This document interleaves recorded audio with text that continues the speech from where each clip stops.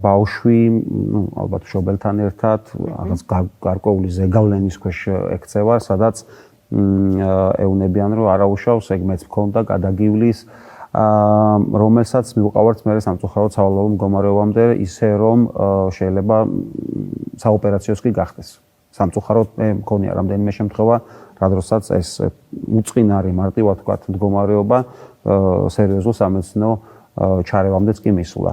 მნიშვნელოვანი არის გარკვეული ვადები, რაც რეალურად რეკომენდირებული არის საერთაშორისო გაიდლაინების მიხედვით, რომ დავიცვათ და სპორტში დაბრუნება, დასვენება არ ნიშნავს იმას, რომ გაგივლის თავისი. დასვენებით არ გაგივლის. იმას უნდა შესაბამისი მომზადება. თუ სპორტზეა საუბარი, მხოლოდ ამ შემთხვევაში თორე პიანინოს დაკვრის დროს მოდიეთ მარტივად ვიტყვი, შლატერს კონკრეტულად ოზღუდ შლატერის დაავადება შეიძლება არ დაგიმწვავდეს. ამიტომ ის რეკომენდაციები, რომელსაც ფიზიოთერაპევტები, ექიმები აძლევენ მშობელს, ეუბნებიან, რომ ეს გასათვალისწინებელია, მნიშვნელოვანია იმისთვის, რომ უმტკივნეულო დაბრუნება და რეციდივი არ მოხდეს ტრაუმით, რომელიც კიდევ ესე ვიტყვი, ორჯერ მაინც ზრდის უკან დაბრუნების სპორტში უკან დაბრუნების ვადას თუ გაუმეორდა ტრაუმა.